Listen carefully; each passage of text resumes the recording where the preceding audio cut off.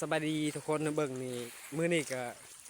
ออกไปเยี่ยมนาเนาะน้ำท่วมนาในเบิ่งนี่จนเข้าเละเลยเปื่อยนี่เว้นเข้าพี่น้องเอ้ยเนาะเบิ่งนี่น้ำท่วมนานี่บ่มีเฮ็ดเข้าเลยมีแต่ขี้ดินเลยพี่น้องเอ้ย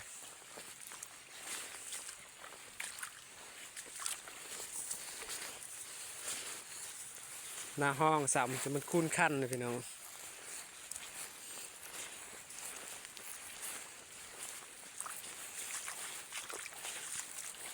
ปีนี้ยังบ่ได้คลองกินข้าวแหละขอคำช่วยเหลือนี่เด้อพี่ๆน้องๆเนาะกดไลค์กดแชร์นี่เบิ่งนี่จะเป็น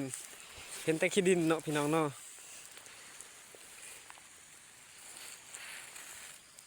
ตายน้ำเห็ดปีนี้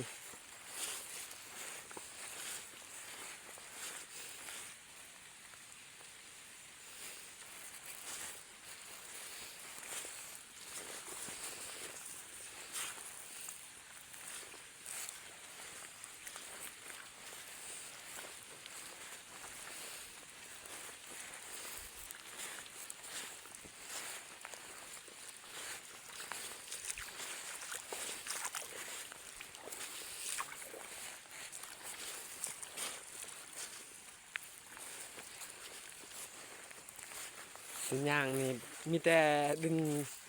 แล้วเฮาบ่ได้ดำเลยพี่น้องเอ้ย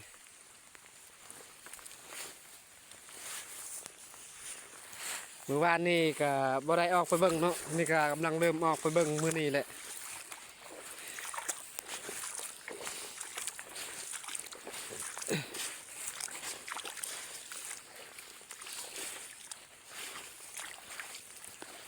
ข้าวเปื่อยมุนหมดเลยมันเน่าหมดเลยเละหมดเลย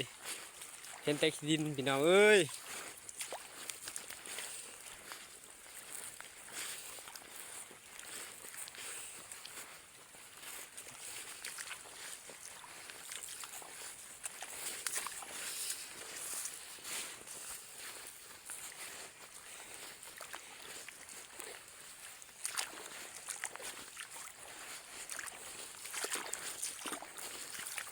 ฝากไลค์กดแชร์กดติดตามให้เด้อ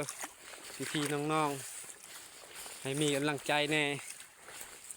ขอคำช่วยเหลือเด้อ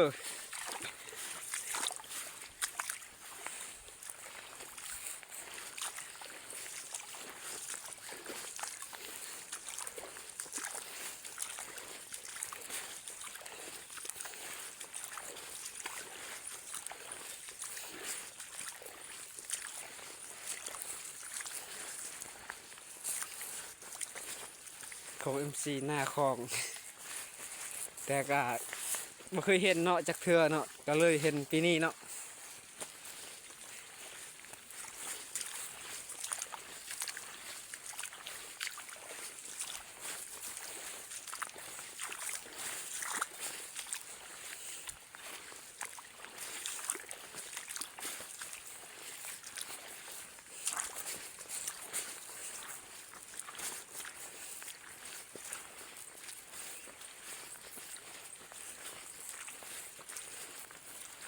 บ่อน้ำต้นจะเบิ้งพี่น้องเอ้ยเละหมดเลยนี่